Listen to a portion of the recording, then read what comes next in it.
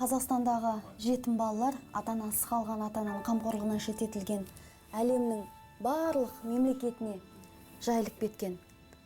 30 елде қазақстандық балалар қазір өмір сүреді. Солардың бірнешесі Канада мемлекетін пана етіпті. Қазақстан мен Канаданың арасы қаншама қашықтық. Атлант мұхиты бөліп жатыр біздің арамызды.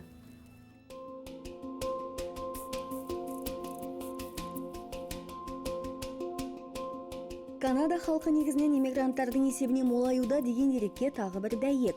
Бұл Изабелла Брадовска, отаны Польшаны тастап байырғы үндістердің елінен пана тапқанына да көп болыпты. Осында отау құрды, осында алғашқы сәбиі дүниеге келді. Тұрмысқа 44 жасында шықтым. Сол кезде бірінші баламды босандым. Бұл жасқа жеткенше жалғыз болғам жоқ. Басқа жігітім болды. Тек ол баланы қаламады. Бұл жайында сөйлеспейтінде. Ал 41 жасымда қазіргі күйеуіммен кездестім. Екеуміз бір колледжде сабақ береміз. Сөзіміз жарасып кетті. Ол маған балалы болғым келеді деп айтты. Осыдан кейін үйлендік. Баланың соншалықты тәтті болатынын бұрын білмеппін. Бірінші сәбиіміз дүниеге келгенде түсіндім. Баланың көп болғанын қаладым. Бірақ жасым келгендіктен бе ойлағанымыз жүзеге аспады. Сосын бала асырап алайық деп шештік. Поляк әйеліне берған қазақ қызы ұйқысынан жаңа оянды. Таңдана қарайды бізге. Ұйқысы әлі ашылмады. Біз оны бірінші рет көргенде Орал қаласына келген кезде ол 7 айлық еді. Өте кішкентай қыз болды. Мен оны бірден жақсы көріп кеттім. Ол біздің бүкіл өмірімізді өзгертті. Біз тағдырымызға ризамыз. Алғаш естігенде шошып кеттім. Олар неден шошынды, неден түршікті? Бұл жайында сәл кейінірек. Ал әзірге үндінің ғажап әуеніне бір бойлайық. Мұның да мәнін баяндаймын сіздерге.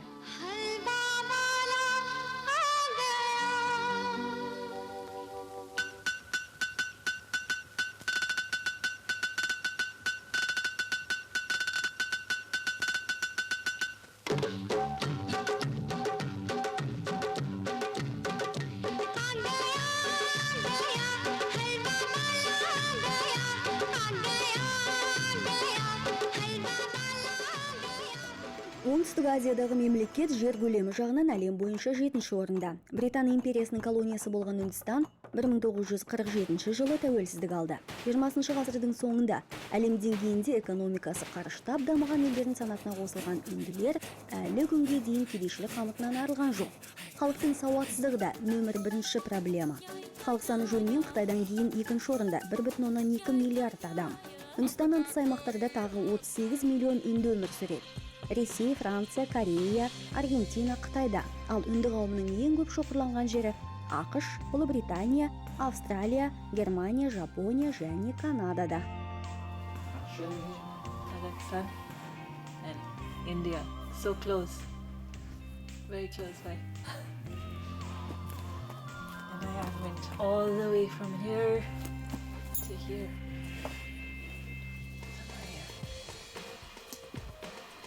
Big journey.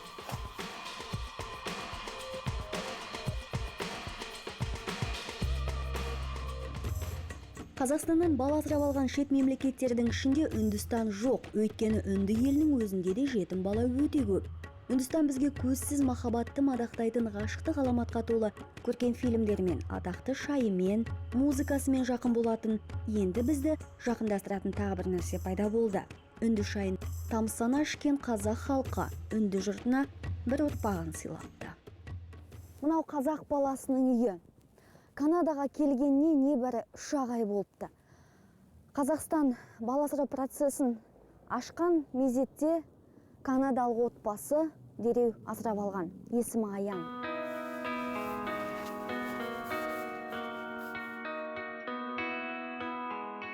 Аяны үйіне түнделетіп жеттік. Өте үлкен сәулетті үй екен. Шам әлі жанып тұр. Демек бізді күтуде.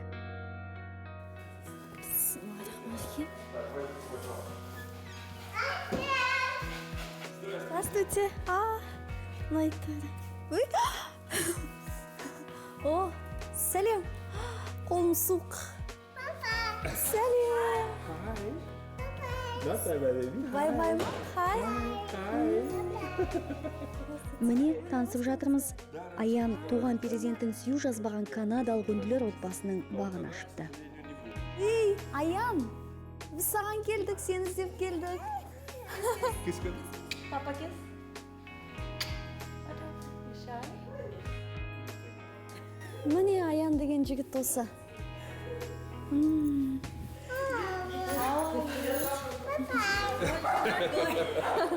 Bye बाद में करते हैं बेबी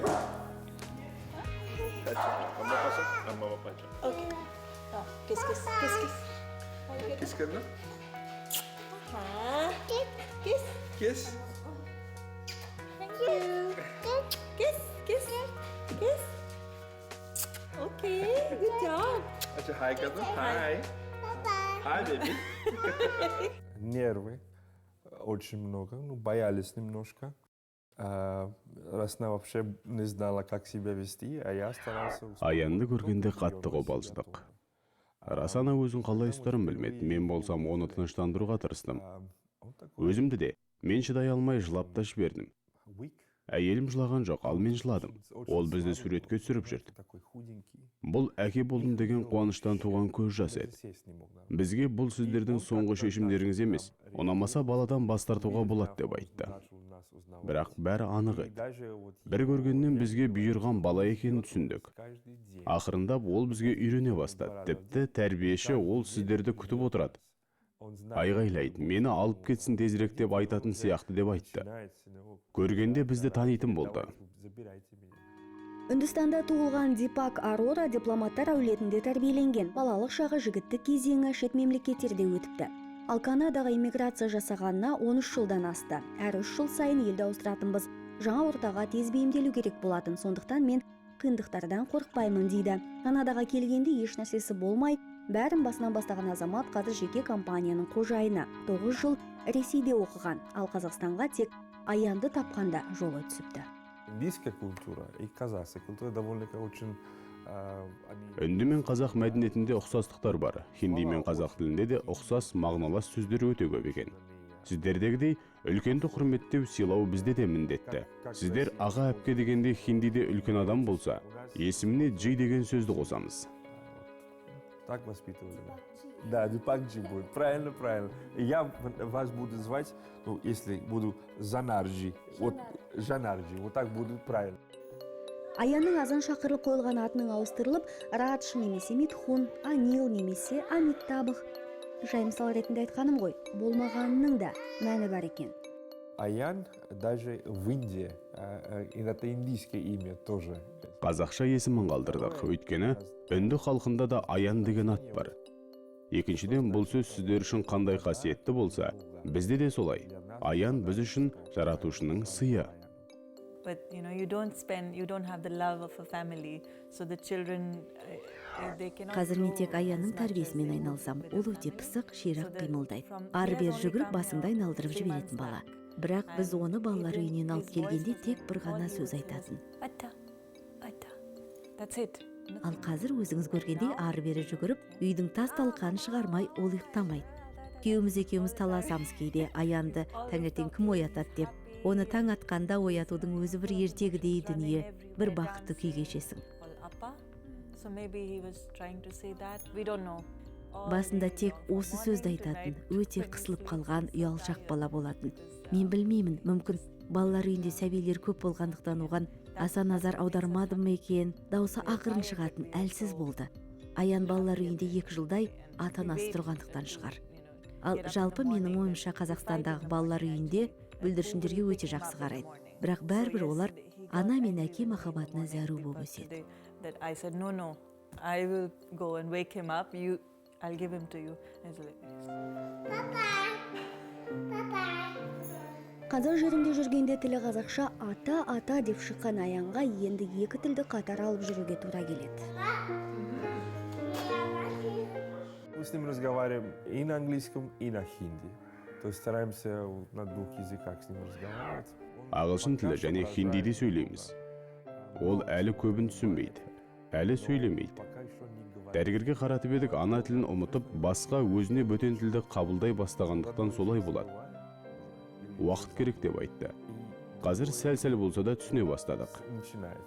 И это, будет немножко по времени. Но он каждый день уже новые слова, что-нибудь по-другому учит.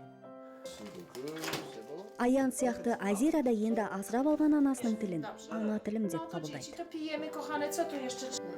Manuelku, dolejesz innej wody, kochanie? Dziękuję. A tu nie ma wody, córa. No nie ma wody, masz dolejeć. Czy soczku chcesz? Dziękuję. Czy soczku? 35 жылға жуық Канадада тұрып жатқан Изабелла Брадовска әлі күнге дейін өзінің ана тілін ұмытпапты және балаларына да сол өзінің ана тілін үйретіп жатыр. Поляк тілінде сөйлейді балалары және француз немесе ағылшын. Napiłaś się, córcia? No dobra. O matko, makaron się jest. A Tusiu, idź papi, podnieś makaron. 7 айлығында Оралдан асырап алған Азираға жаңа ата-анасы Наталья деген есім беріпті. Анасы оны еркелетіп Наталка деп атайды. Наталка биыл 5-ке толады. Өкініштісі, мына темірге сүйенбесе жүре алмайды.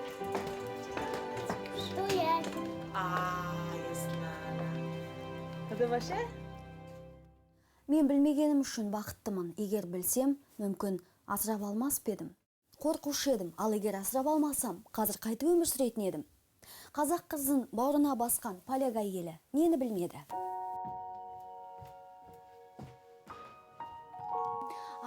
Умственно, как она? We didn't know that she was sick. Басында біз оның аурушаң екенін білмедік. Білмегеніміз де жақсы болды. Барлық ата-аналар сияқты біз де сау баланы қаладық. Бірінші рет Қазақстанға келгенде күйеуім менен сұрады. Неге ол денесін қусырып ұстайды деп. Бізге оның шала туылғанын айтты, бәлкім содан шығар деп. Ол мүлдем қозғала алмайтын.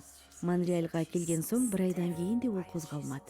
Наталкаға дейін бізге басқа ауру баланы көрсеткенде біз алмаймыз деген едік. Ал қазір еш нәрсеге өкінбейміз. Мүмкін қызымыздың да кеселі бар екен алдын ала білгенде алмас педік. Соны білмегеніміз үшін қуанамыз. Қазір түсініп жатырмыз. Кемтар жүре алмайтын баланы өсіріп жатқанда.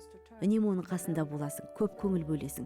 Бұл ана мен бала арасындағы байланысты одан сайын күшейте түседі екен. Бірінші естігенде дәрігерлер сал ауруы деген диагнозды қойғанда біз қатты шошып кеттік. 2 аптаға жуық өз-өзімізге келе алмай жүрдік. Содан кейін өзімізге біз оны өсіріп жеткізу үшін қалай мықты боламыз деп емес, бала өзін бақытты сезіну үшін не істей аламыз деген сұрақты қойдық. Бізден басқа адамдар асырап алса да оған ешкім де біз беріп жатқан қамқорлықты, махаббатты бере алмайтын еді. On a eu un choc parce qu'on s'y attendait pas. Осылайша біз әрі қарай не істеу керек екенімізді ойлана бастадық. Қызымызға ыңғайлы болу үшін мен дереу үйді қайта жөндеуге кірістім. Ауру екенін білгенде балалар үйіне қайта өткізуді ойламадыңыздар ма? Ондай ой мүлдем болған жоқ.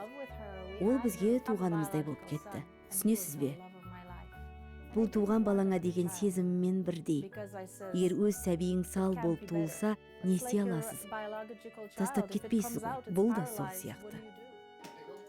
Жалпы Канадада мүгедек жандар 4 қабырғаға телміріп үйде отырмайды дейді Изабелла Брадовска. Инфрақұрылым жетілген, кемтар адамдар үшін барлық жағдай жасалған. Олар қоғамда өздерін қам көңіл сезінбейді. 12 мүшесі сау жандар тәрізді тірлігін жасайды және оларға ешкімде мүсіркеп, аяп қарамайды. Наталканың анасы мен әкесі тәлім беретін мектепте де сау балалармен бірге жарымжан бүлдіршіндері де оқиды екен. Дегенмен ерлі зайыптылар Наталканы арнайы кемтар балаларға бейімделген білім ошағына беруді шешіпті. Анасының айтуынша, бір қабатты мекемеде баспалдақтар жоқ және Наталка өзін ең баяу қимылдайтын оқушы ретінде сезініп қорланбайды. To Kazakhstan, I talked to the taxi drivers and to the lady in the store. Бізде Канадада, оның ішінде Квебек провинциясында медицина тегін. Осы жағы жақсы болды. Дәрі-дәрмек тегін, операцияда ақсыз. Жақында логопедке апарамыз. Оған да ақша төлемейміз. Аптасына 2 рет физиотерапия аламыз. Ал ақшпен салыстырсақ, Наталкаға жасаған операция $15,000 шығатын еді. Бізде тек дантист және көзді тексеру ғана ақылы. Қазақстанға барғанда естіп едім, Канада өкіметі шетелден мүгедек бала асырап алған отбасыларына арнайы өтемақы төлейді дегенді. Бұл алып қашпа әңгіме. Мемлекет бір тиын да бермейді. Мәселен, біз Наталканы асырап алу үшін $53,000 жұмсадық. Өкімет тарапынан бір ғана жәрдем бар. Бала асырап алған жылы ғана. Салықтан $20,000 алып тастайды. Бар болғаны осы. 8 сағатқа созылған омыртқасына жасалған күрделі операция кезінде баланың жүріп кетуде мүмкін деп ескерткен екен дәрігерлер. Көрер жарығы бар екен қазақ қызының. Осыдан кейін Наталка аяғын басып жүретін халге жетіпті. Қыздарының күтіміне өздері қарайды. Бала күтуші жалдамайды. Түске дейін анасы балалармен отырады, түстен кейін әкесі қалады. Ақыл есінің жетілуіне еш ақаулық жоқ болып шықты. Соған қуандық. Психологиялық тест тапсырған, нәтижесі жақсы. Бір шетінен сал ауруының өшірмейтіні жақсы. Жылдан жылға жағдай жақсарады деп үміттенеміз.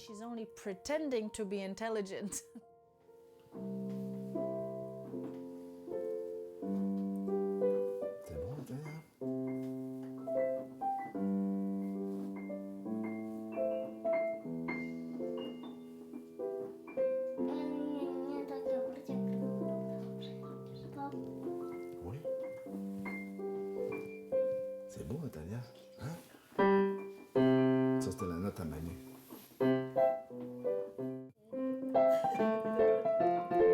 On va le savoir, ce morceau-là.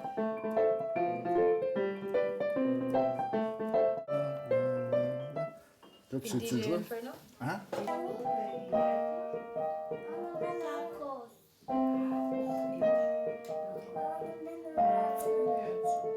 Осылайша оралдық Наталканың кеселі Канадада анықталса, Аянға диагноз өзіміздің елде қойылыпты. Очень слабым был, понимаете, такой худенький. Не ходил вообще. Ол өте әлсіз болды. Білесіз бе, әл жуас. Арық мүлдем жүрмейтін, тіпті дұрыстап отыра да алмайтын. Соны көргенде қорқып кеттік. Құдайым-ау, қандай бала деп. Жанына жақындап кішкене қытықтап едім, ол күле бастады. Дәл осы сәтте ойландық, жоқ, бәрі ойдағыдай, денсаулығы жақсы екен деп. Езу тартқанын жақсылыққа баладық. Ол біздің көзімізге де тура қарай алмайтын, өте ұялшақ еді. Сосын дәрігерлер оның рахит деген дертке шалдыққанын айтты. Сүйек ауруы. Әрине, бұл ата-ана үшін ауыр. Біз не істеуге болады деп өзіміздің дәрігерімізге де хабарластық. Келген соң тексерттік. Ешқандай ауру жоқ болып шықты. Сап-сау бала. Қазақстандық дәрігерлер қателесіпті. Дипак Джи 28 жасында отау құрған, келіншегі бірнеше рет түсік тастапты. Одан кейін құрсағына бала бітпеген. Ал жасанды жолға жүгінуге әйелінің жүрегі дауаламай, еріне бала асырап алайық деп өтініпті. Алайда Дипак Джи бұған қарсы болған. Мне нужно было 3 года подумать об этом. То есть решение было так. Бірінші естіген кезде мен өзімді жаман жайсыз сезіндім. 3 жыл керек болды, ойлануға. Әйелім жиі айтатын болды. Бұл тақырыпта сөйлесіп жүрдік. Ал түпкілікті шешім қабылдауыма бір оқиға әсер етті. Торонтоға барғанбыз. Бала асырау істерімен айналысатын агенттік қызметкері бала асырап алған отбасылардың табиғат аясында демалатынын айтты. Бардық. Кішкентай бүлдіршіндерді көрген сәтте бірден шешім қабылдадым. Осы жолды таңдадым. Сол сәтте мен үшін бәрі өзгеріп жаңаша сипат алып сала берді. Бұл шешім бүкіл менің өмірімді өзгертті. 3 жыл ойланыпсыз, неден қорқтыңыз? По-моему, думал, как будут думать об этом все мои родственники. Туыстарым, жора жолдастарым мұны қалай қабылдайды деп уайымдадым. Ал бала асырап алған жанұялар бәрі жақсы болады деп маған сенімділік берді. Маған өзімнің бойымдағы күдікті сейілту үшін осынша уақыт керек болған шығар. Дипак пен Раснаның бала асырап аламыз деген шешімдері үнділер әулетін селт еткізе қоймапты. Олар бірден қолдау танытқан. Тек Дипак Джидің анасы ғана болашақ немересі ауру болмай ма деп қауіптеніпті. Не важно, что биологически или нет. Әйелім маған үнем айтатын. Адамды жақсы көру қанға қарамайды. Қанға тәуелді емес. Өз қаның болмаса да жақсы көре аласың. Өйткені махаббат ол махаббат. Міне осылай бол. Любовь — это любовь, и все. Well, children are a gift from God, first of all. So since I was young, негізінде мен университетте оқып жүргенде бірінші ме екінші ме үшінші балам бола ма бәрібір бір жетім балғынды бауырыма басам деген мақсат қойғанмын. Жаратушы жазбады өз сәбиімді сүюге. Енді өмірімнің мәні аян. Бала біздің тағдыр, біз ол баланың да тағдырымыз. Тек бала асырап алдың болды емес, ол бүлдіршінді жаныңдай жақсы көру керексің. Бәрі жүректен шығу керек. Шын ниетіңмен жақсылық жаса, жылулық бер, арғысын бала өзі шешеді. a child is, Соған қараған сайын не туралы ойлайсыз? Он на меня просто смотрит. Ол мені әкесі ретінде қабылдайды. Мен оған ұлым ретінде қараймын. Басқа еш нәрсе көрмеймін. Терісінен өзіме ұқсамайтынын да, шашының түсінің басқа екенін де көрмеймін. Мен оның топ-томпақ жүзіне қарап, өзімнің баламды көрем, ал ол өз ата-анасын көреді. Жизнь теперь в наших руках. Үндістанда жетім балалар қазақ елінен де көп екенін жоғарыда айтып кеттім. Олай болса, неге үн дәулеті өз қандастарына қамқор болмады екен? Процесс намного... Қазақстанды емес, Үндістанды таңдағанбыз. Алайда елдегі бала асырау процесін тым қиындатып жіберген екен. 4-5 жыл күту керек болды. Бұрын мерзім 2 жылға ғана созылатын. Сосын басқа варианттарын қарастыра бастадық. На Китае. Китай было закрыто. Қытайды көрдік, жабық болды. Африканы көрдік. Одан да бала асырау ісі жабық болды. Сосын бізге Ресейге барыңдар деді. Бірақ ол елде балалар көбінесе ішімдік зардабынан туылатынын мен жақсы білем. Мне было очень удобно. Я жил в России. Знаю вся народу, знаю культуру, знаю язык. Осы кезде агенттік Қазақстан ашылып жатыр. А наше агентство... Сіздер бірінші кезекте боласыздар. Казахстан открывается. Тез аласыздар, шамамен 2 жыл уақыт кетеді деді. Дегенмен біз аянды небәрі 1 жыл 2 айда асырап алдық. Так, может быть, за 2 года вы успеете. А получилось, что мы успели за год и 2 месяца. Жұрты жұпыны тірлік кешсе де Үндістан сыртқа бала беру істерін жайдан-жай қиындатпаған көрінеді. Елдің ішіндегі кейбір саяси топтарды үнді балаларының есепсіз қырасып жатқаны ашындырса керек. Бала асырау мерзімін бірден ұлғайтып тастаған. Халқының саны 1 миллиардтан асып кетсе де үнділер өз ұрпағының жатбауыр болғанын қаламаса керек. Ал аян керісінше енді үнді әулетінің шежіресін жалғастыратын мұрагері болады. Жена моя, она из религии сикхизм. Это как сих. Әйелім сикхизмді ұнатады. Өзім хиндуда тәрбиеленгенмін. Хиндуда құдайлар көп. Қазір мен де сол сикх діни ағымын ұстанам. Аянның мұсылман екені анық. Мы дадим ему возможность выбирать любую его веру. Біз оның өзі қалаған сенімді ұстануына мүмкіндік береміз. Әрине, аянды өзіміз баратын сыйынатын ғибадатханаға апардық. Біздің үйде дін адамға көмектесу үшін қажет деген түсінік қалыптасқан. Діни ағым ретінде 16 ғасырда Үндістанның солтүстік батысында пайда болған сикхизм немесе сикх, шәкірт ізбасар деген мағынаға саяды. Кезінде мемлекет ішінде мемлекет құрған өз идеологиялар, заңдары, көсемдер болған. Басқалармен салыстырғанда сикхтердің құдайы біреу ғана. Дегенмен олардың сенімінде жаратушы 2 аспектіде қаралады. Ниргун абсолютті мағынада және саргун әр адамның ішіндегі құдай.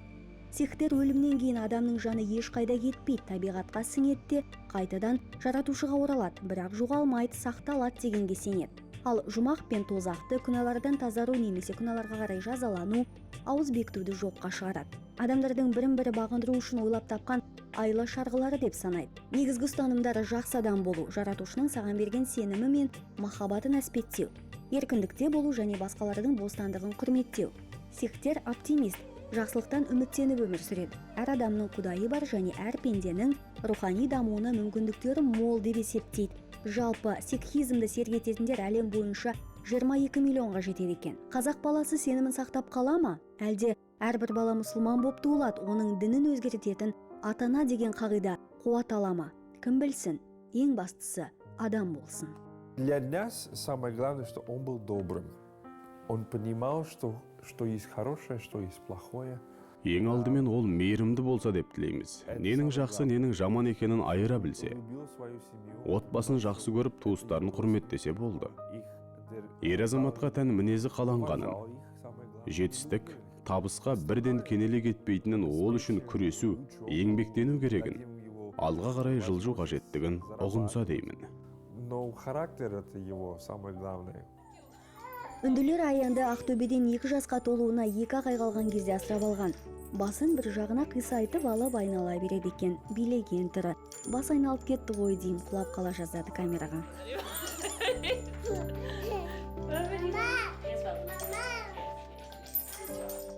Бізді жатырқап жүреді, міне режиссеріміз Серік Шақырбек келді.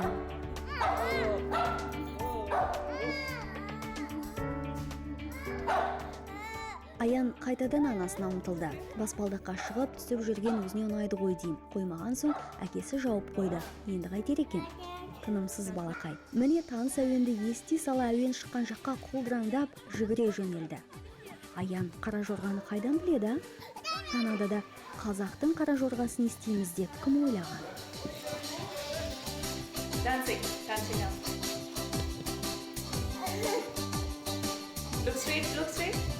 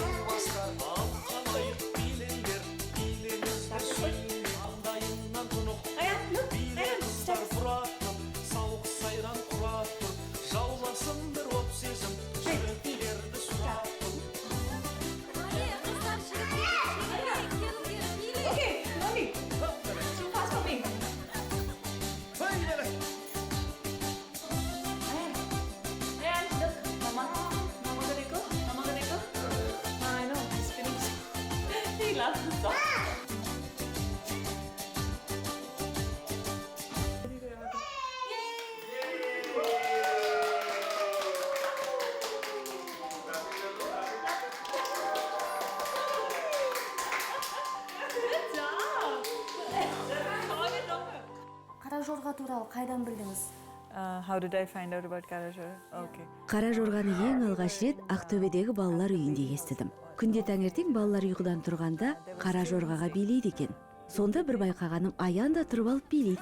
Өзіне қатты ұнайды. Содан кейін қызықтым. Бұл қандай би, неге билейді, қалай билейді деп сұрастырдым тәрбиешілерден. Қазір күнделікті осы әнді қойып қоям. Оны тыныштандыру үшін қара жорғаны қойсам болды, қуанады. And it's very nice. So they told us it's traditional. Өзіңіз де осы биді жақсы билейтін сияқтысыз. Thank you, Rahmat. Үйреніп жүрсіз ба? Yeah, we used to practice it because Ақтөбедегі балалар үйінің қызметкерлері қайтып билеуді үйретті, көрсеткен бірнеше күн. Аян үлкейіп, әйел алғанда тойында осы қара жорғаны қойып, керемет қазақ киімін киіп алып билейміз бәріміз. Дипак Джи да билейді ма қара жорғаны? yes. Иә, менен де жақсы билейді. Келесі бағдарламада. Аян кімнен қорқуы тиіс? Я папа строгий, он должен будет бояться меня. Әлеуметтік желден табылған ана? Наталка көрем десе, қарсылығым жоқ. Үнділер қазақ ұланын сүндетке отырғыза ма? Чисто по Тек діни себептер бойынша жоқ. причинам, по-моему, нет. Сал ауруына шалдыққан қазақ қызы келешекте мына темірге сүйенбей жүре ала ма? 100%. Бесік жыры бұйырмаған балғын қандай әуенге тербеліп ұйықтайды?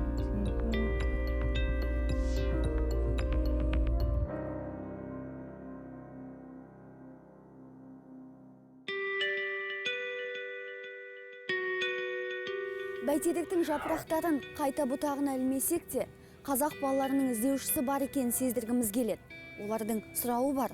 Қазақстанның ұмытпағаны, шетелдер асырап алған қазақстандық балаларға күш қуат береді, жігерін жаниды.